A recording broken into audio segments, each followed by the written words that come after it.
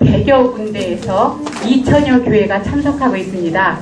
그 중에서 특별히 우리 삭개오 작은 교회와 세길교회가 교회로서는 전체가 참여하는 이 세계 기도일 운동에 올해 참여하는 겁니다.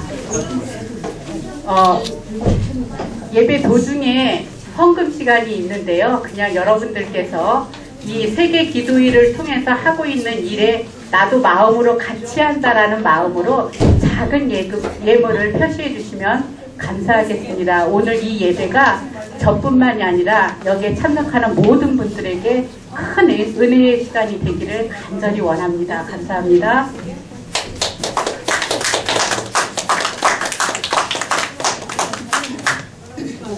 크게 다시. 지금 시작하는 거예요? 네, 시작.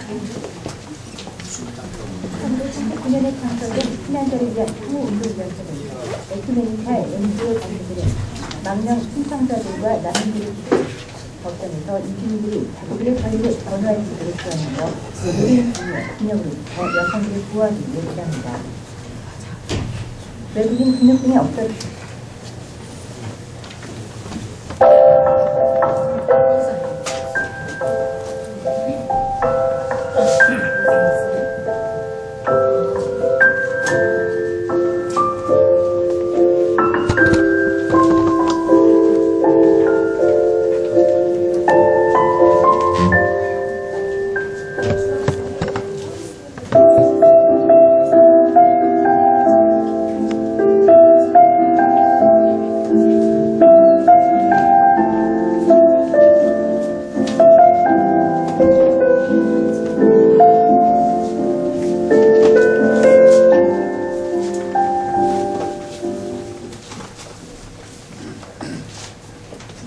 프랑스는 중세 초기부터 세계 무대에서 중요한 역할을 해왔습니다. 중세 말기 영토 문제로 발생한 영국과의 100년 전쟁에서 프랑스는 잔바르크의 활약에 힘입어 승리를 얻었습니다. 그러나 잔바르크는 반대 파리고리에 영국에 넘겨져 19세의 나이에 만회로 처형됐다가 복권됐습니다. 1789년 프랑스 혁명과 자유, 평등, 박애를 핵심으로 하는 인권 선언은 역사적으로 중요한 사건이었습니다. 나폴레옹의 정복전쟁으로 식민지를 가진 대륙이 됐으나 탈식민지 운동과 인도차이나에서의 전쟁 등으로 결국은 대부분의 해외 식민지가 독립했습니다. 16세기 종교개혁 이후 프랑스에서는 가톨릭과 대승교 사이에 종교 전쟁이 일어났습니다. 앙리 4세는 낭스 신령을 공포하여 30여 년간의 전쟁을 종식시키며 신교도들에게도 신앙의 자유를 부여했습니다. 100년 후 낭스 신령이 폐기되자 개신교도들은 종교 탄압을 피해 주변 여러 나라로 도피했습니다. 프랑스 혁명 이후 나폴레옹이 종교적 평화를 개건하기 위해 노력했으며 1905년 교회와 정치를 분리시키는 법률이 제정됐습니다. 현재 프랑스에서는 공식적으로 종교에 대한 통계를 발표하지 않습니다. 1945년 이후 시민들의 인종분포와 관련된 통계와 종교의 수를 통계수로 발표하는 것이 금지되었기 때문입니다. 프랑스 여성들은 1944년에 참정권을 획득했고 1960년대부터 전문직에 진출하기 시작했습니다.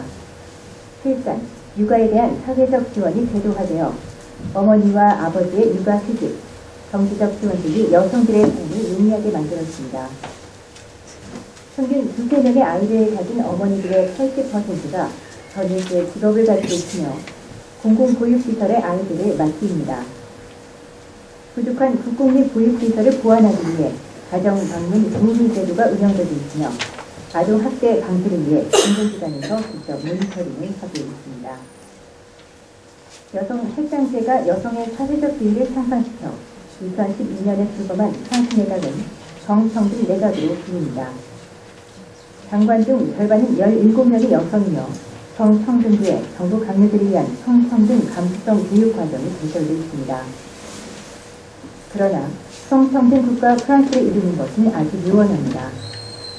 여성들의 임금은 남성들에 비해 평균 25% 낮으며 여성들의 실업률도 남성들보다 높습니다. 가정폭력 억제법과 예방법에도 불구하고 프랑스 여성들은 여전히 가정폭력에 시달리고 있습니다. 여성폭력의 가해자가 아는 사람인 경우 피해 여성의 8%만이 가해자를 고소합니다. 자원봉사기관들은 시설을 만들어 희생자들을 보호하고 피해 상황을 넘어설 수 있도록 도우며 치유 프로그램을 제공합니다. 인종차별과 성차별의 희생자들인 외국인 이주 여성들이 권리를 찾는 것은 쉽지 않습니다. 정례에 끌려가거나 가정과 직장에서 차별과 착취를 당하기도 합니다. 이들은 사회의 고용 혜택을 받지 못하는 기하 경제 이주에서 일하는 경우가 많습니다. 프랑스는 오랫동안 외국인 이주민들을 받아들여왔지만 스스로를 다문화 사회로 인식하지 못했습니다. 경제가 번영하는 시기에는 이주민의 노동력이 높이 평가됐으나 경제가 악화될 때는 희생양이 되고 있습니다. 현재 전체 인구의 11% 이상이 이주민과 그 자녀들입니다. 이주민 중 20에서 40만 명은 미등록 상태에서 일하고 있습니다. 이주 노동자들은 주기적으로 체류 비자를 갱신해야 하는데 갱신 조건들이 새로 추가되고 이 조건들을 충족하지 못하면 소위 불법 체류자, 곧 미등록으로 분류됩니다.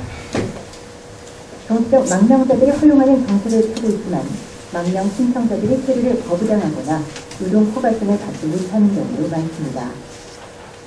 정치적인 이유로 자기 나라에서 살 수 없을 만큼 위험에 처해 있다는 것을 스스로 증명해야 하는데 그것이 쉽지 않기 때문입니다. 2006년부터 영주권 획득을 목적으로 프랑스 배우자와 결혼한 이주민들이 예의주시하고 있으며 2008년에만 거의 3만 명의 결혼 이주민들이 비장 결혼으로 의심받아 추방당했습니다. 1939년에 창설된 피난자를 위한 상호운동위원회 등 에큐메니칼 NGO 단체들은 망명 신청자들과 난민들을 돕고 법정에서 이주민들이 자기들의 권리를 전후할 수 있도록 지원하며 모든 국민의 균형으로부터 여성들을 보호하기 위해 일합니다. 외국인 등록증이 없더라도 주에서 제공하는 의료 보조, 어머니와 영아를 위한 지원, 사회적 보조, 무상 교육과 법적인 지원을 받을 수 있습니다. 교회들은 이주민과 자녀들이 사회에서 소외되지 않도록 돕고 있으며 특히 어린이들을 위한 프로그램을 다양하게 운영하고 있습니다. 이들은 이주민들이 프랑스에 잘 적응하도록 도울 뿐 아니라 다문화 가정의 자녀들이 자신들의 문화적 뿌리에 대한 자긍심을 가지고 상시적인 문화적 교류를 이뤄내도록 격려하고 있습니다.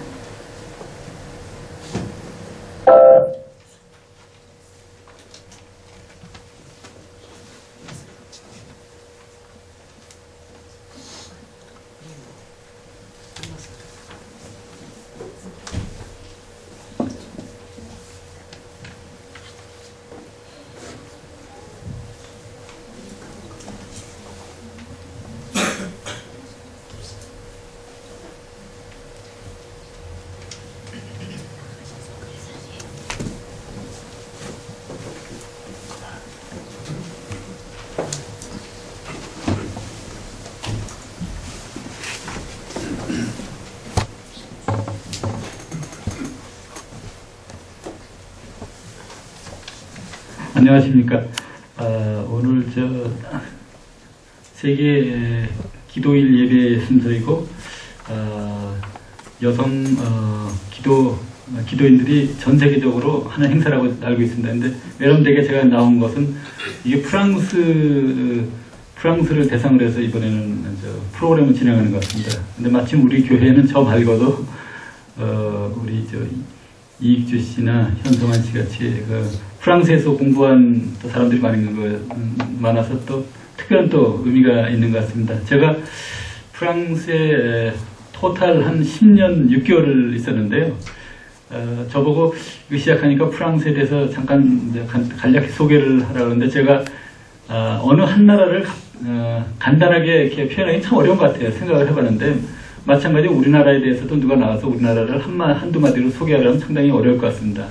근데 오늘 이 영상 프로그램을 보면서 저도 많이 느꼈는데 우리가 잘 알고 있는 프랑스는 굉장히 선진국이고 문화가 발달된 나라라는데 여기 화면에서 본 것처럼 여성들이 아직도 정치적으로나 사회적으로 아직도 차별을 받고 있고 그리고 외국인들한테도 차별이 있는 그런 나라다. 이런 거는 사실 우리가 겉으로 드러나는 모습을 보기 때문에 잘 모르는 현상입니다. 그래서 이 영상을 보면서 또 우리가 아는 프랑스를 보면서 여성들이 프랑스에서의 역할은 굉장히 컸다고 저는 생각합니다. 아까 화면에도 나왔지만 잔 다르크가 벌써 1500년쯤 전에 프랑스가 분열돼가지고 거의 그 외국에서 지배받게 되는 상황에서 나서서 국가를 구하는 것이 여성이었거든요. 놀라울 정도로. 그래서 프랑스로 통합시켰습니다. 근데 그 당시에 제가 이렇게 자료를 보니까 놀라운 사실은 시골 마을의 소녀였던 잔 다르크가 13세 때 하나님의 계시를 받아가지고 너는 프랑스를 구하라는 계시를 받았고 16세부터 19세까지 프랑스를 독립전쟁에 나서서 앞장섰죠. 부친이 앞장서가지고 전쟁을 승리를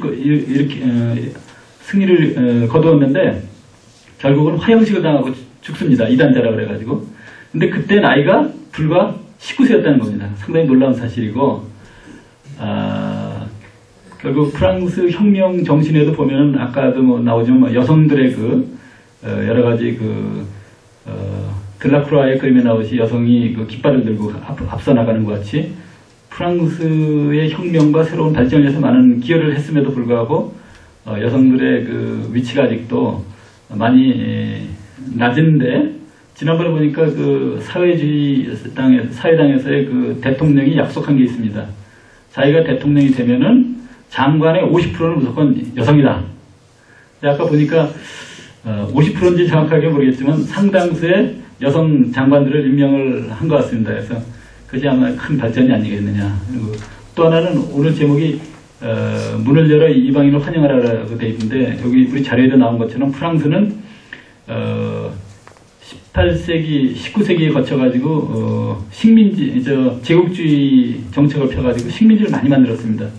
그 식민지에 당하는 사람들이 결국은 직업을 구하고 또 공부를 하기 위해서 프랑스에 많이 왔는데 이 사람들에 대해서 엄청나게 많은 차별을 했습니다. 사실은 프랑스의 혁명 정신이 아까도 나왔지 자유, 평화, 박애인데 사실 부끄럽게 그게 제대로 그게 발현이 안 된 것 같아요. 저도 잘은 모르겠지만 프랑스에 있는 우리 유학생들도 그 비자 연장할 때마다 상당히 그 차별도 당하고 어려움을 많이 겪었다는 것 같다 제가 들었는데 외국인들이 프랑스에 자꾸 와서 살고 하기 때문에 특히 가난한 제3세계 사람들한테 많은 차별을 있었던 것 같습니다. 그래서 그것이 여성인 우리 기독교인들의 그 기도와 또 간구 속에서 많이 해결되고 전 세계적으로 똑같은 문제가 있기 때문에 다 같이 기도하는 의미가 있다고 생각합니다. 감사합니다.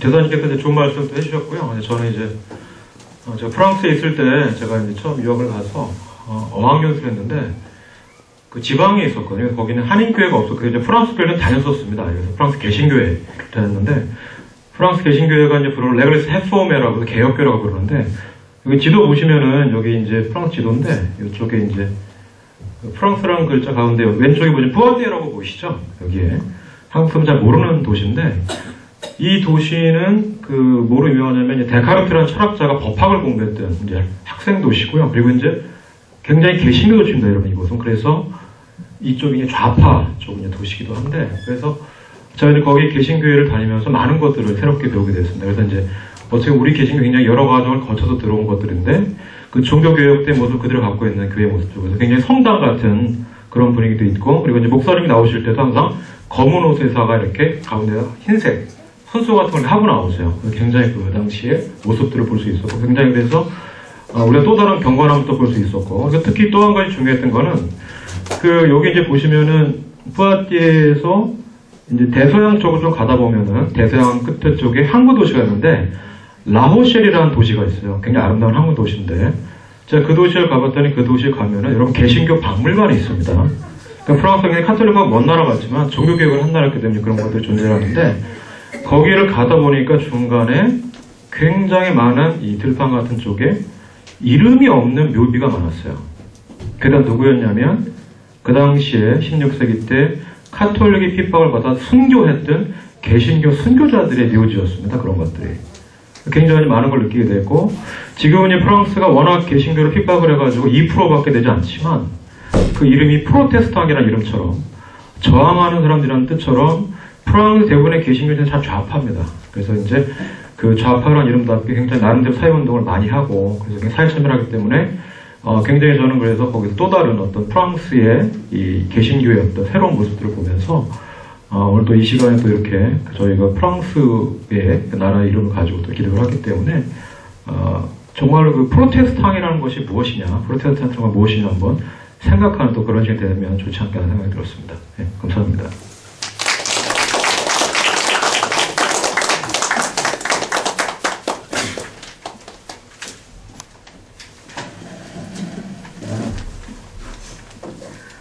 문을 열어 이방인을 영접하라. 우리 주 예수 그리스도의 이름으로 전 세계 자매 형제들에게 평화 인사를 전합니다. 세계 기도일 예배는 전 세계 180여 개국 교회 여성들이 같은 날 같은 주제 같은 예배문으로 드립니다. 올해는 프랑스 교회 여성들이 만든 예배문으로 함께 예배합니다. 하나님의 자녀인 우리 모두는 이 세상에서 나그네인요 이방인입니다. 소외되고 멸시당하는 이방인을 위해 우리 마음의 문을 여는 것이 나그네인 예수 그리스도를 영접하는 일입니다. 여기 오늘 예배의 주제를 상징하는 초와 꽃들 그리고 성경이 있습니다. 다양한 색깔의 꽃들은 다문화 사회인 프랑스와 다양한 이주민들을 상징합니다. 그리고 성경은 이방인을 영접하라는 주님의 말씀을 상징합니다. 올해 세계 기도일 예배문을 작성한 프랑스 여성들의 이름으로 여러분을 환영합니다. 프랑스 교회 여성들을 소개하겠습니다.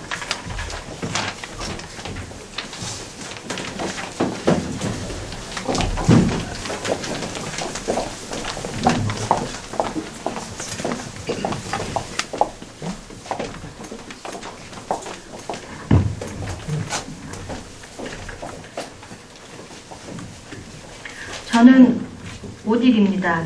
프랑스 세계기도일위원회 위원장이며 파리에 살고 있습니다. 저는 카메룬에서 온 잔입니다. 프랑스 남자와 결혼해서 프랑스인이 되었고 현재 리옹에서 직장 생활을 하며 살고 있습니다. 저는 그레타입니다. 독일 미혼 여성으로서 프랑스 남부에 살고 있습니다.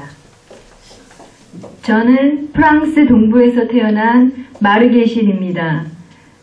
브레타뉴주의 건너편인 브레스트에서 살고 있으며 가정주부이고 4명의 아이들을 둔 어머니입니다.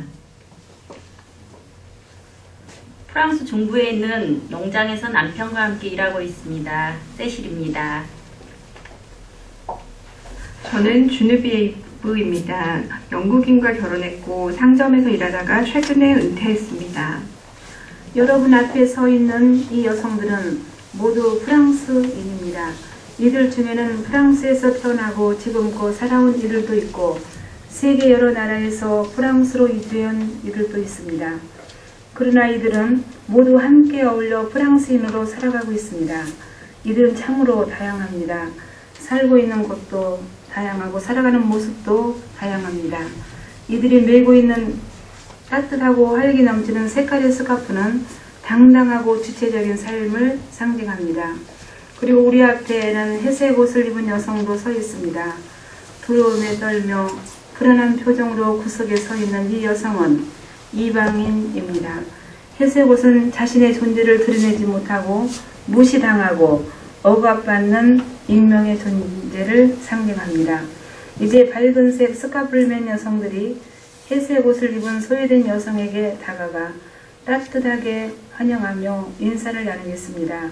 따뜻하고 다양한 색깔의 스카프는 이방인을 따뜻하게 맞아들이는 이들의 마음을 상징합니다.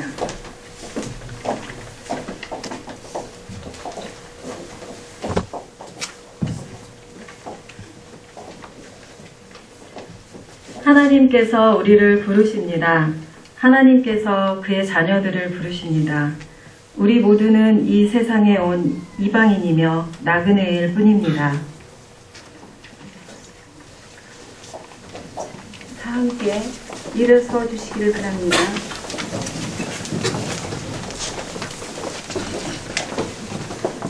사랑과 평화, 정의의 하나님께서 전 세계 여성들과 함께 드리는 세계 기도일 예배에 여러분을 부르십니다.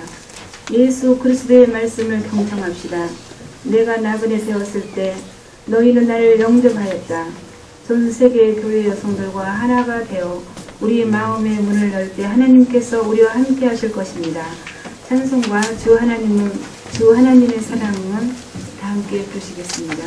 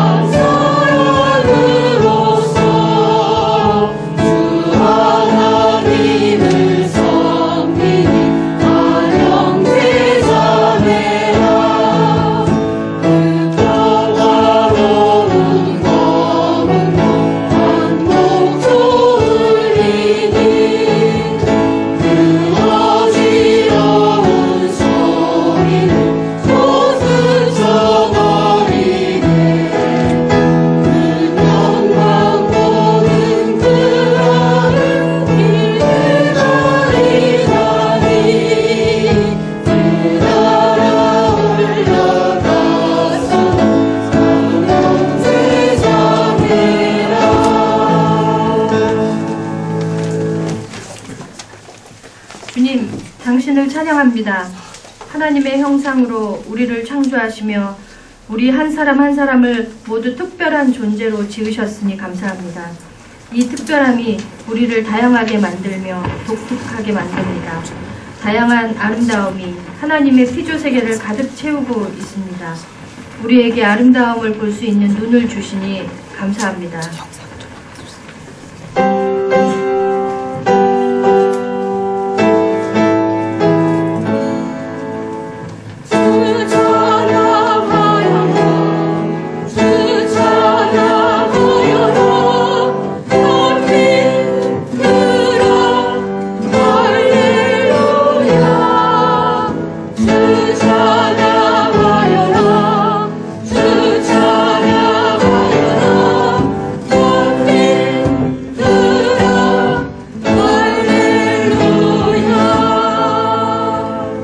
주님, 당신을 찬양합니다. 다양한 언어와 방언으로 인해 감사합니다. 다양한 삶의 경험과 문화, 전통으로 인해 감사합니다. 우리가 태어난 공동체와 문화를 자랑스럽게 여기며 우리가 이주한 공동체와 문화를 존중하게 하시니 감사합니다. 우리의 다름이 우리를 더욱 풍부하게 만들고 더욱 새로워지게 하시니 감사합니다.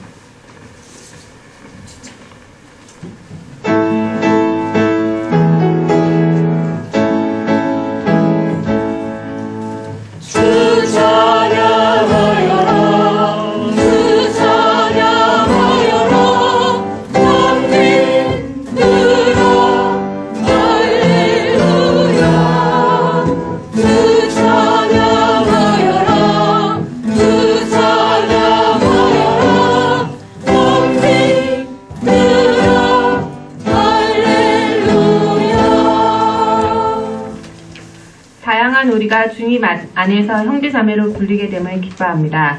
인종, 언어, 생김새나 성격에 상관없이 서로 하나 되도록 인도해 주시니 감사합니다. 우리를 하나님의 자녀로 삼으시고 은혜로 한대해 주시니 감사합니다.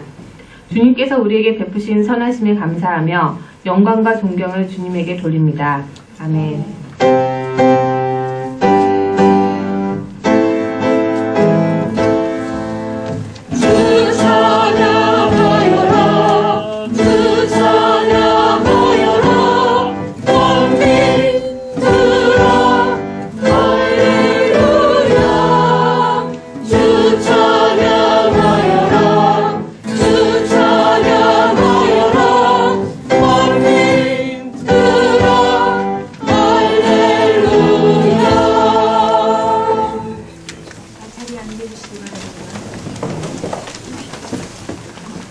주님께서 모세에게 말씀하셨다. 너희와 함께 사는 그 애국인 나그네를 너희의 본토인처럼 여기고 그를 너희의 몸과 같이 사랑하여라. 너희도 이집트 땅에 살 때에는 애국인 나그네의 신세였다. 내가 주 너희의 하나님이다. 재판할 때나 길이나 무게나 양을 칠 때에 잘못을 저지르지 않도록 하여라. 너희는 비록 저율과 바른 추와 바른 예바와 바른 흰을 사용하여라. 내가 바로 너희를 이집트 땅에서 이끌어낸 주 너희의 하나님이다. 너희는 내가 세운 위에 모든 규례와 내가 명한 모든 법도를 지켜 그대로 살아야 합니다. 나는 주다. 하나님께서 우리에게 거룩하게 되라고 하셨습니다. 하나님께서 거룩하시니 우리도 거룩해야 합니다. 계약의 백성인 우리는 거룩하게 살기 위해 정의를 행해야 합니다. 그러나 우리는 하나님의 명령대로 살지 못했습니다. 이방인을 착취하지 말라고 하셨지만 우리는 이 땅의 나그네들에게 문을 열지 못했습니다. 하나님의 명령과 나그네들의 고통스러운 신음소리를 들으십시오. 저는 이레나라고 하며 우크라이나에서 왔습니다. 어렸을 때부터 가수가 꿈이었는데 연예인으로 일할 수 있다고 해서 프랑스에 왔습니다. 그런데 도착해보니 클럽에서 춤을 추며 술을 팔아야 했고 강제로 성매매를 해야 했습니다. 신분증도 뺏겼습니다. 외부와 연락도 할 수 없었습니다. 사람들은 나를 열등하게 취급하고 모욕하고 때리기도 했습니다. 더 이상 클럽에서 일하기 싫어 도망쳤지만 사람들이 나를 잡으러 올까봐 너무 불안하고 두렵습니다. 제 이름은 조이스이고 프랑스인입니다. 프랑스에서 태어나고 자랐습니다. 제 부모님은 콩고에서 망명해 오신 분들입니다. 20년 가까이 계속되고 있는 끔찍한 콩고 내전으로 수많은 사람들이 죽었고 50만 명의 여성과 어린 소녀들이 성폭행을 당했습니다. 새로운 삶을 찾아온 프랑스에서 부모님은 저에게 늘 큰 기대와 희망을 거셨습니다. 요즘 저는 직장을 구하기 위해 노력하고 있습니다. 그러나 프랑스 졸업장이 있어도 직장을 구하는 것은 어렵습니다. 제 이름과 사진이 외국 혈통임을 나타내기 때문입니다.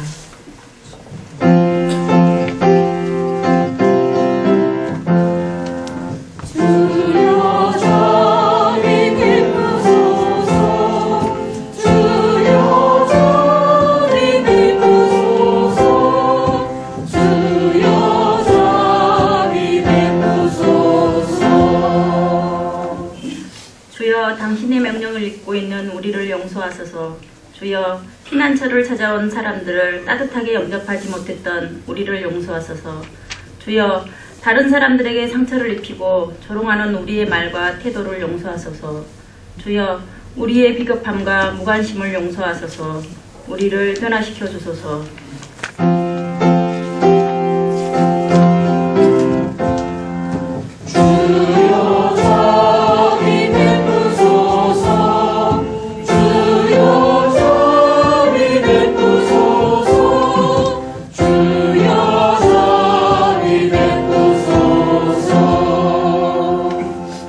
우리에게 주시는 하나님의 용서와 약속의 말씀입니다.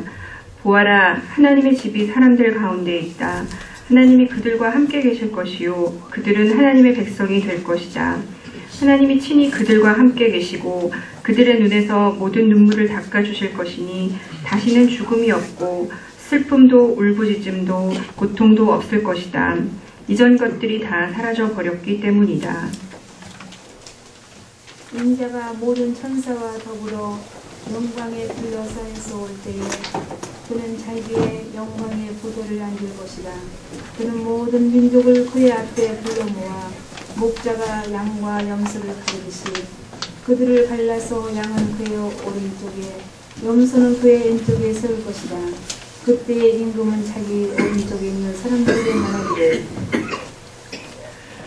내 아버지께 복을 받은 사람들아, 와서 창세 때로부터 너희를 위하여 준비한 이 나라를 차지하여라.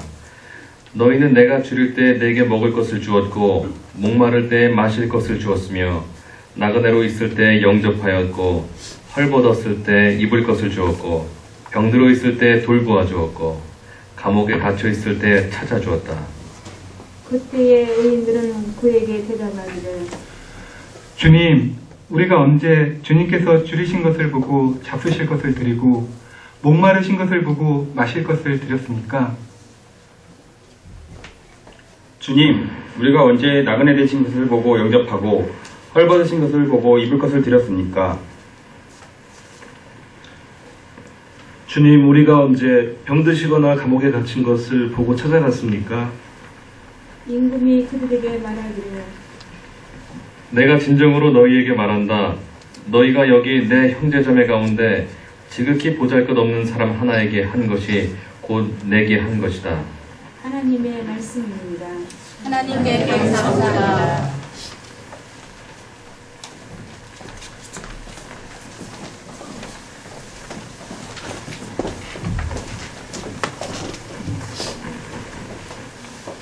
저는 베라이며 브라질 사람입니다. 프랑스에 온 지는 5년 되었습니다. 여러 집에서 가사 도우미로 일하고 있습니다. 힘들고 피곤하지만 열심히 살고 있습니다. 저는 이제 이곳에 완전히 받아들여졌다고 느낍니다. 프랑스 친구들로부터 낯설고 복잡한 서류 처리, 의료보험, 도서관 이용 방법 등 많은 도움을 받고 있습니다. 20살이 된 제 아들은 지난해 브라질을 떠나 프랑스로 왔고 건축 일을 하고 있습니다. 아들은 꿈을 이루기 위해 노력하고 있고 그 꿈이 이곳에서 이루어지리라 믿습니다. 저는 허큐리입니다. 아버지는 토고 사람, 어머니는 나이지리아 사람이고 할머니는 백인입니다. 다문화 가정의 일원으로 살아온 저는 교회에서 다문화 가정의 아이들을 위한 교육을 담당하고 있습니다. 아직 프랑스어에 학교 교육에 적응하도록 돕고 합창과 연극을 통해 스스로를 더 잘 표현하도록 이끌고 있습니다. 저는 이들을 도우면서 이들에게 더 많은 것을 배웁니다. 서로에 대한 사랑과 다양한 문화적 전통, 새로운 삶에 대한 열망과 자기보다 더 어려운 이들을 돕고자 하는 열린 마음들, 이들을 통해 프랑스 사회가 더 풍부해지고 새로워지리라는 것을 확신합니다. 제 이름은 마리 레온입니다. 부족 간의 집단 학살이 있기 전까지 루안다에서 살았습니다. 아버지, 삼촌과 숙모, 형제가 살해당했지만 장례를 제대로 치르지도 못했습니다.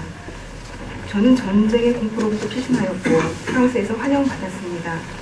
고통과 공포에 사로잡힌 저를 그리스도 안에서 위로하고 도와주는 자매들을 만났습니다. 지금은 직장에서 일도 하고 믿음직하고 마음씨 착한 남편도 만났습니다. 주님의 이름으로 자신의 집에 맞아들이고 마음을 열어주는 신앙의 형제 자매들을 만나게 하신 주님을 찬양합니다. 하나님께 감사하며 영광을 돌립니다.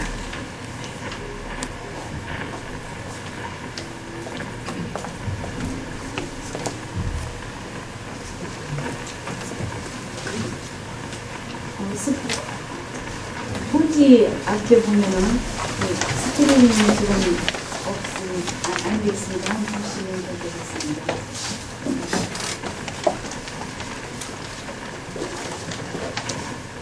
(2013년) 세계 기도일 주제를 표현한 미술 작품을 조용히 바라봅시다. 슬슬태성의 프랑스 예술가 앤 리즈 작품입니다.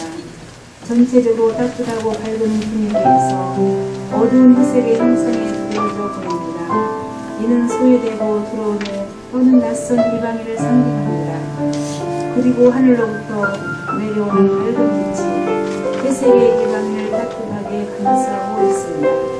이 빛의 성령의 임재를 뜻합니다. 주위를 감싸고 있는 다홍색, 주홍색, 오렌지색, 살구색, 황토색, 레몬색 6가지 땅에서 나선 이방인과 만나고 이방인을 따뜻하게 맞이해드리는 사람들을 선택합니다. 서로가 만나고 맞이하는 바로 그 순간 삶의 숨결에 들어갑니다.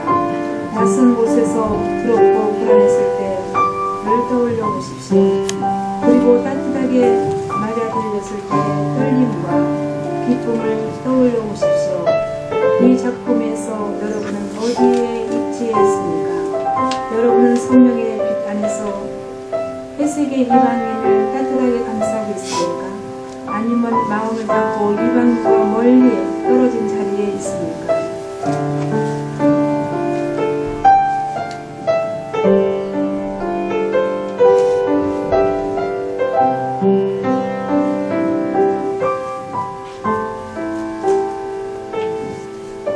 여러분 삶의 주변에 회색 옷을 입은 이방인을 떠올려봅시다. 그리고 성령 안에서 따뜻하게 마음속으로 안아보시고 모두 일어서서 두 팔을 벌려 우리 안에 있는 이방인들을 환영하십니다. 우리의 문을 열어 당신을 환영합니다.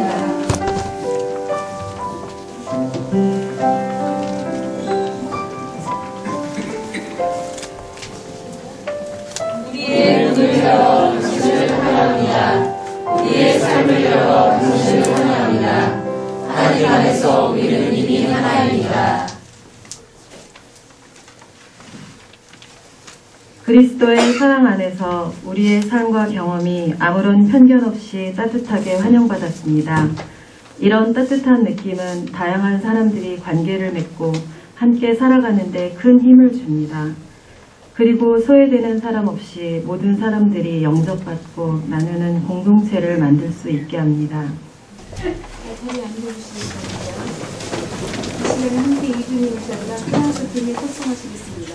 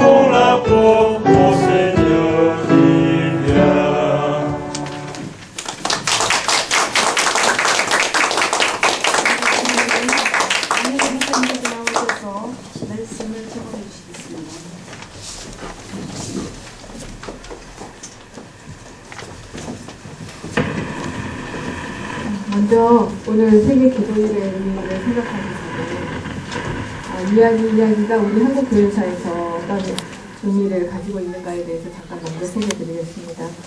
우리나라에는 여러분 잘 아시는 것처럼 1925년부터 만국 세계 기도회가 시작이 되어서 1946년에 만국 부인 기도회 사건을 마지막으로 해서 종료되었다가 1988년부터 다시 재개가 돼서 오늘날에 이르고 있습니다. 세계 기도일 예배를 중단시킨 만국 부인의 사건은 대충 이러한 이야기였습니다.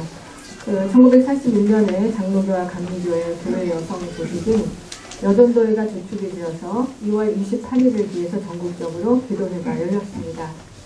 그런데 이 기도회에 대해서 일제는 예년대로 부활절 약 20일 전 금요일을 기도일로 잡는다면 3월 7일이 더 근접한데 왜 3.1운동 기념일 바로 직전 날인 2월 28일로 기도일을 잡았느냐. 그리고 이날의 내용이 국제 간의 분쟁을 일으키고 자국의 이익을 도모하며 다른 나라를 괴롭히고 도와주지 않는 것을 자복할 것이라는 내용이 들어있는 것을 보고 이것이 굉장히 반전적인 분위기를 만들어서 일본의 전쟁 수행을 방해하려고 하는 반국가적인 행동이라고 판단을 했습니다. 그래서 3월 26일을 기해서 기도회에 연루된 선교사와 한국인을 검거하기 시작해서 당시 전국에서 총 672명에 이르는 사람들이 소환을 당해서 신문을 당했고요. 그 중에서 대상이 현저하다고 생각되는 선교사 11명과 한국인 16명, 총 27명을 육군 형법 제99조, 해군 형법 제100조, 그리고 조선 불원문서 임시 취조령 제2조를 위반한 혐의로 기도를 했습니다. 이날 기도의 내용은 뜻이 하늘에서 이루어진 것 같이 땅에서도 이루어지리라라는 것을 제목으로 해서 하나님의 뜻이 개인 생활과 이웃과 나라에 그리고 온 세계에 이루어지기를 기도하는 것이었습니다. 이날 순서지의 내용 중에 일제가 지목한 것은 이러한 항목이었습니다. 1. 하나님을 사랑하지 않고 공경하지 않으므로 그 뜻을 불순종하여 참된 연락을 아니함으로써 국제 간 분쟁이 있는 것을 회개합니다. 2. 자국의 이익을 도모하여 다른 나라를 괴롭히고 도와주지 않음을 회개합니다. 3. 예수께서 세상을 화평하게 하기 위해서 오셔서 곤란을 당하신 그 목적을 잊지 않기 위해서 간구합니다. 1. 각국에 있는 모든 신자들이 참으로 진실한 평화와 하나님의 말씀을 전도함으로써 하나님의 뜻이 이 세상에 이루어지기를 간구합니다. 이러한 내용을 보고 일제는 이것이 중일 전쟁이 바로 죄악이 고발함으로써 반전 운동을 일으키려고 하는 것이 아니냐 이렇게 보았습니다. 그래서 이날 수사 과정에서 특히 중일 전쟁에 대해서 피의자들이 어떠한 입장을 갖고 있는가를 중심적으로 신문했습니다. 예를 들면 기도회는 무엇 때문에 하는가? 대답은 만국 부인들이 한 가지 문제로 기도하자는 것입니다. 그러면 또 금년 기도회의 문제는 무엇인가? 대답하기를 신이 인간을 사랑하는 것 같이 인간도 사랑으로 화합해야 한다는 것입니다. 그런데 지금 우리나라는 목화 진화사변을 일으켜서 중국과 전쟁을 하고 있습니다. 그렇다면 평화가 이루어지기 위해서 기도회를 했느냐? 대답, 그렇습니다. 우리나라나 중국이 예수교를 믿게 되면 전쟁이 끝나고 평화가 온다고 생각했습니다. 그러면 또 신문하기를 자국의 이익을 도모하고 타국을 괴롭히고 더욱이 이를 도와주지 않는 것을 고백한다고 했는데 이것은 무슨 의미인가? 대답하기를 일본국 이익만 생각하고 중국의 이익이 되지 않으면 생각하지 않았으면 나빴다고 고백하는 것입니다. 다시 신문하기를 중일전쟁은 어떠한 전쟁인가? 대답하기를 우리나라는 면적이 적어서 이것을 넓히기 위해서 하는 전쟁으로 생각합니다. 그렇다면 다시 신문하기를 이 전쟁은 그리스도의 마음에 적당한가 부적당한가? 대답하기를 그리스도의 마음에 반하고 있습니다. 그럼 어떠한 곳이 상반되는가? 대답하기를 하나님은 모두의 평화를 좋아하나 아국은 면적이 협소함으로 전쟁을 하는 것이니 이 점이 상반되어 있습니다. 나는 그리스도 신자로서 전쟁을 반대하므로 조속히 전쟁을 중지하려고 이 기도문을 배포했습니다. 이러한 대답이 나왔었습니다. 결국 이 신문을 통해서 이름 없는 교회 여성들은 자신들의 기도회는 그리스도를 본받아 전쟁을 부인하고 평화를 이루려는 것임을 일제 서슬이 퍼런 신문 앞에서도 당당하게 밝힌 것입니다. 일제는 이 사건을 이용해서 1941년 3월 이후 조선에 남아있던 선교사들을 추방하고 만국 부인 기도회를 폐지하여 조선 개신교를 보다 완전하게 전시협력 체제로 재편성한다는 자신의 목표를 달성한 다음에 1941년 9월 20일 경성 지방법원 검사국에 의해서 관계자들을 불기소 처분함으로써 사건을 일단락지었습니다. 제가 오늘 이 얘기를 다시 한번 말씀을 드리는 것은 당시 한국교회가 일제에 제도적으로 총속되어서 대동아 신질서를 만드는 성전을 수행한다고 하면서 모든 물자와 정신, 그리고 아버지, 아들, 딸들의 목숨까지 바쳐야 한다고 주장하는 총체적인 시위로 들어가서 전쟁 협력에 몰두해 있을 때 이러한 이름 없는 교회 여성들이 반전 통화 운동을 일으키면서 신앙을 지키고 신앙의 순수성과 그리스도의 제자로서 그 삶을 이 세상 한복판에서 증언했다는 것을 우리가 기억하면서 오늘 세계 기도일을 맞아 이 여성들의 정신과 고난을 새삼 다시 한번 회상하며 그분들께 마땅한 존경과 감사를 드리고 싶기 때문입니다. 이제 오늘의 주제, 문을 열어 이방인을 영접하자라는 말씀을 생각해 보겠습니다. 이미 많은 분들이 한때 이방인이었던 자신의 경험을 말씀해 주신 것처럼 저도 제 자신의 경험으로부터 시작해 보고 싶습니다. 저는 1980년 중반부터 약 9년 동안 일본에 있었습니다. 한류 바람이 부는 지금도 한국인에 대한 차별이 만만치 않다는데 당시로는 정말 집 얻는 것조차 어려운 상황이었습니다. 빠찡코 하는 사람과 물장사, 술장사 이야기겠죠. 그리고 조생 등에게는 집을 안 빌려준다는 것이었습니다. 학교에 갔을 때에도 저 어리석은 조선 여자의 입에서 무슨 들을 만한 말이 있겠느냐. 모두 다 그렇게 생각하면서 제 입을 바라보는 눈치였습니다. 동네에서 분리수거를 하는 날이 되면 누군가가 그날 버려서는 안 될 쓰레기를 버린 사람이 있었습니다.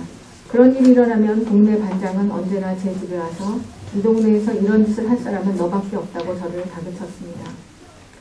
이렇게 거듭되는 편견과 소외 속에서 저는 가능하면 일본인들 눈에 띄지 않게 숨어서 내가 말만 하지 않으면 사람들이 내 얼굴이 똑같기 때문에 일본인이라고 생각하기 때문에 일본인인 척하면서 살아야겠다.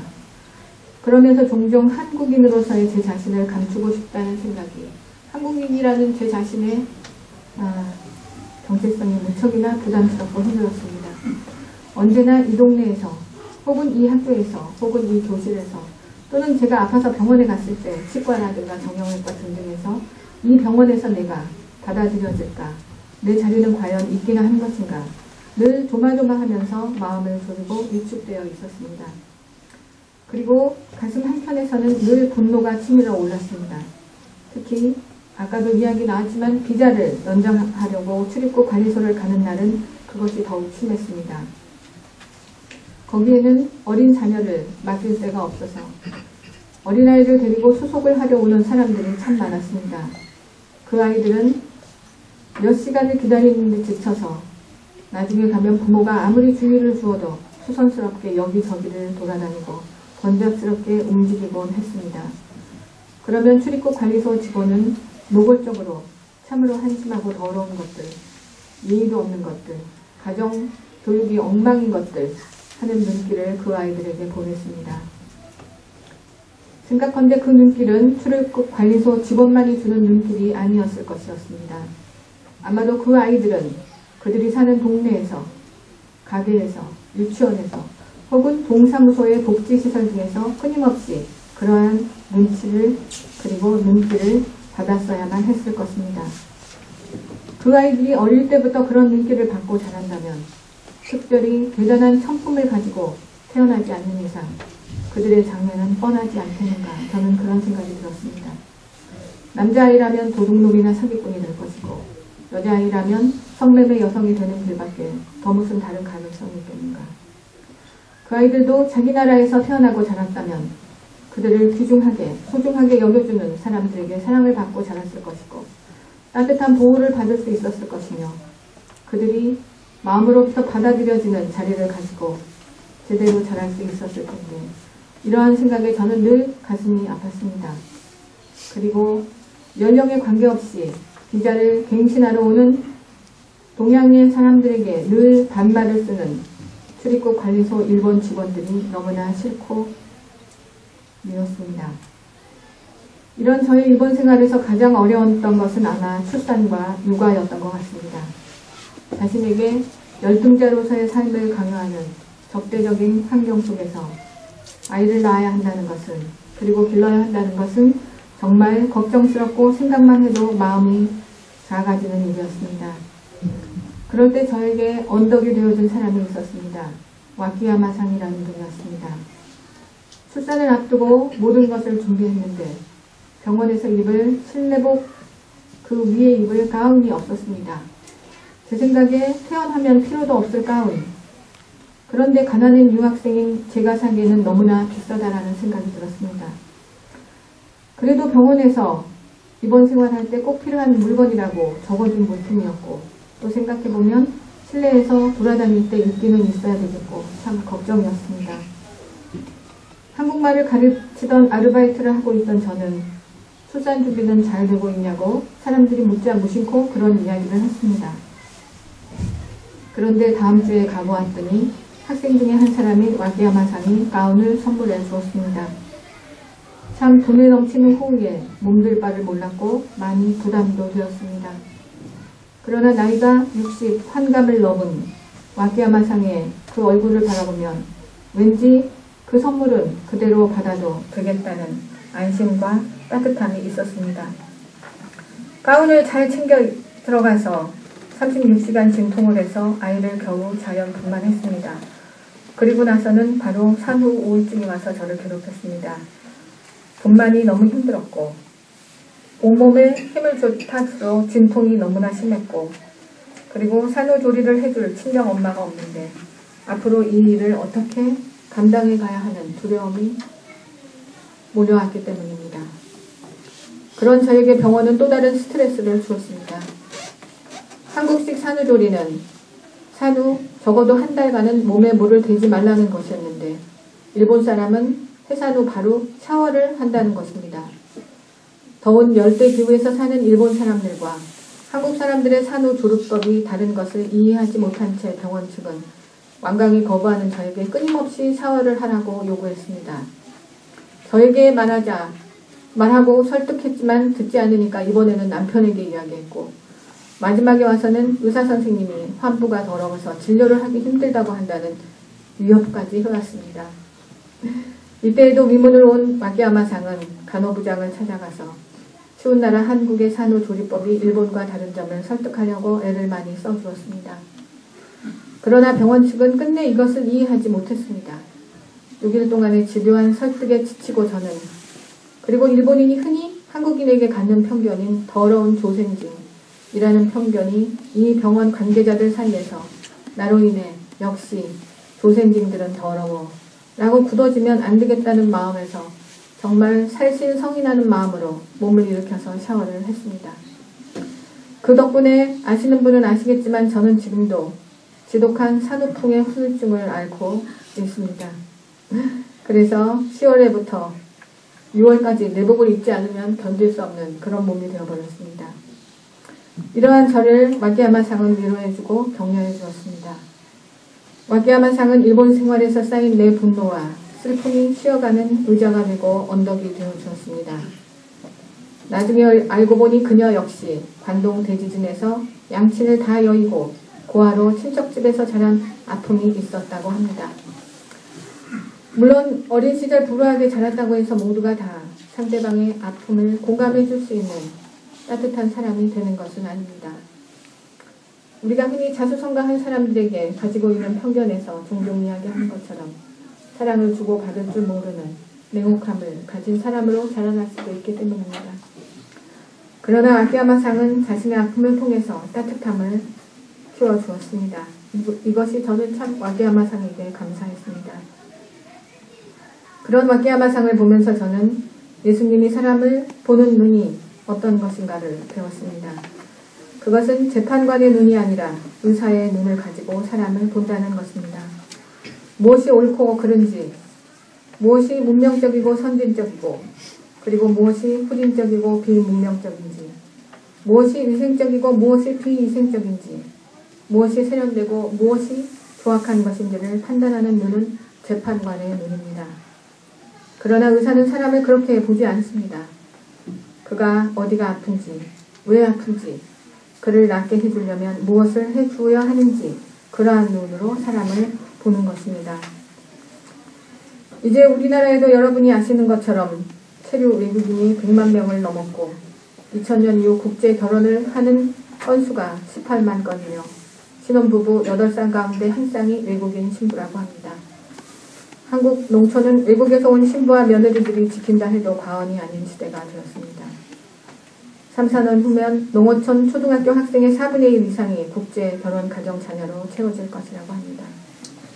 이 아이들이 자신이 이 세상에 태어난 것을 기쁘게 생각하고 행복하게 살면서 그 기쁨과 행복을 주위에 나눌 수 있는 그러한 한 사람 한 사람이 되기 위해서, 그렇게 무사히 잘 자라나기 위해서 법적이며 제도적인 조치와 교육적인 배려가 필요할 것입니다. 그러나 이 모든 것의 중심에는 사람을 재판관이 아니라 의사의 눈으로 볼 수 있는 눈, 예수님의 눈, 예수님의 마음, 그 감수성이 있으면 좋겠습니다. 그리고 무엇보다도 우리들 자신 각자 안에 있는 낯설은 나, 내가 두려워하고 싫어하는 나, 내 안에 있는 이방인, 연약하고 어리석은 내 약점, 내 어둠, 내 아픔, 내 슬픔을 우리 스스로가 주님의 눈으로 보고 받아들이며 우리 자신을 위로하고 있는 그대로 받아들이는 우리가 되었으면 좋겠습니다. 먼저 이 시간 제가 9년 동안의 일본 생활에서 받은 상처와 분노, 그리고 그를 통해서 제 안에서 꺾여진 자존심, 그리고 타인에 대한 불신과 두려움, 이러한 상처가 의사이신 주님의 눈을 통해서 제 안에서 치료되고 회복되는 그런 은혜가 일어나기를 제 스스로에게 기원하면서 여러분들에게도 그러한 것이 일어나고 그러한 기쁨과 감사가 우리 주위에 있는 이방인들에게도 나누어지기를 주님의 이름으로 축원드립니다. 아멘.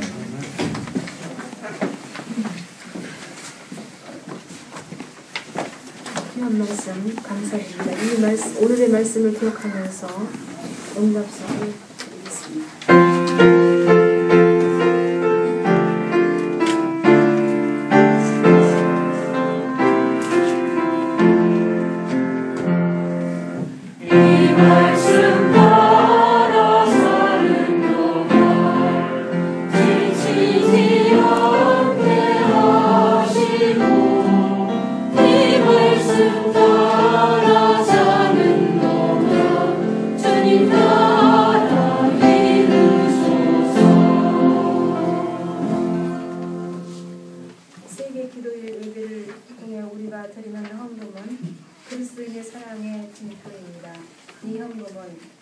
남녀와 이주 여성들을 위해 일하는 프랑스 교회 여성들을 위하여 2.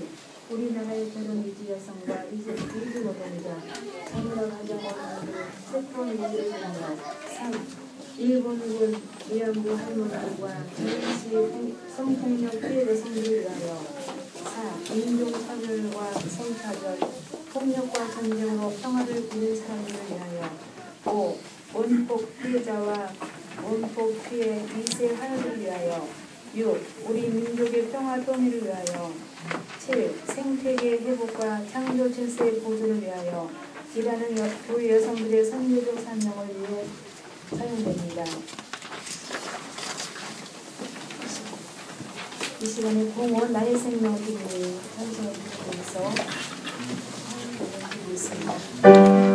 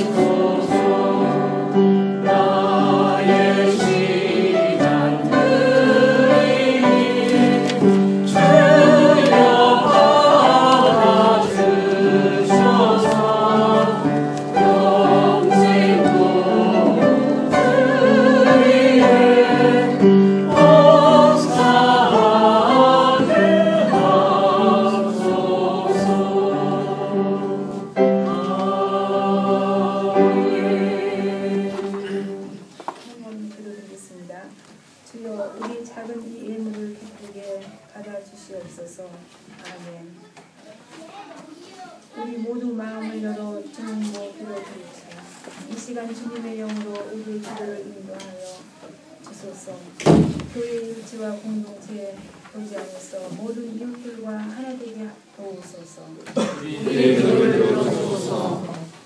다문화 시대 속에서 다양한 국가, 다양한 문화를 경험하고 이를 사회와 공동체 가운데 창조적으로 교류시키는 역할을 하는 청소년과 젊은이들을 위해 기도합니다.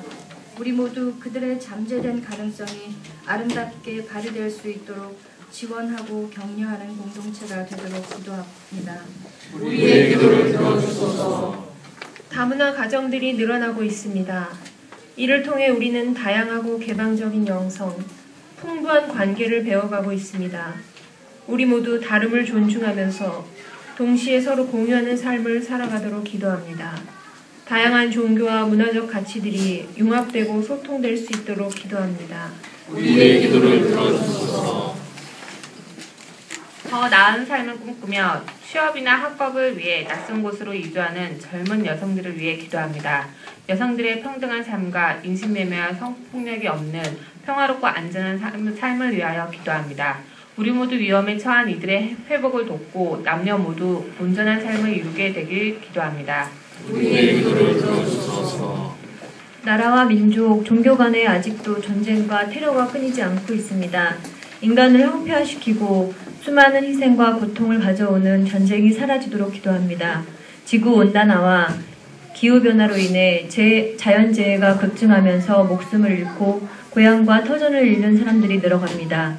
우리 모두 슬픔과 절망이 있는 곳에 치유와 소망의 손길을 내미는 자들이 되도록 기도합니다. 우리의 기도를 들어주소서. 교회의 기간 교단을 위해 기도합니다. 주님의 몸인 교회 공동체가 성별과 출신, 빈부 구분 없이 누구나 모두 영접하는 곳이 되도록 기도합니다.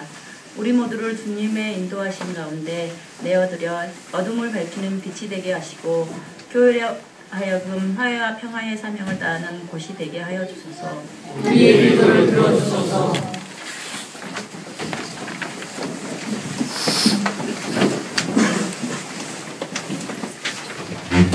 주님, 우리에게 사랑의 힘을 불어넣어 주셔서 서로를 살리고 돌보면서 살게 하소서. 우리의 언어를 통해 생명이 피어나고 우리의 손길을 통해 하나님을 증거하게 하소서. 성령께서 우리의 생각을 주장하시고 예수 그리스도께서 우리의 행동을 이끌어 주셔서 우리들로 하여금 이 땅 위에 하나님 나라를 이루는 도구가 되도록 하소서. 하나님의 주의를 따라 살아가기에 합당한 믿음과 용기를 우리에게 허락하소서. 하나님의 평화와 축복이 우리와 세계 모든 가정들 속에 넘치게 하소서. 각인 찬송을 부르시겠습니다. 마음의 문을 여세요. 김경림 선생님 나오셔서 보여주시겠습니다.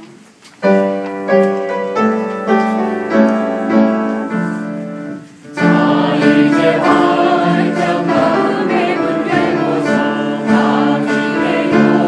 주 사랑 안에서 어서 오세요. 당신을 환영해요. 우리 함께 하나 되어요. 우리의 집 앞을 지나가는 낯선이나 바로 예수님. 우리의 삶 열고 맞이해요.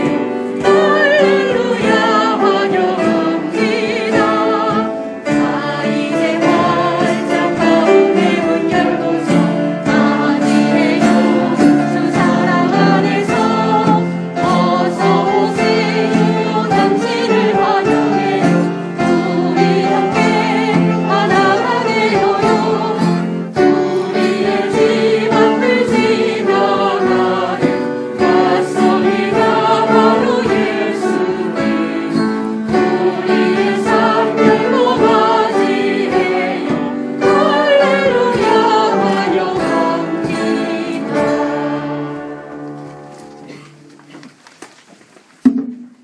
이제는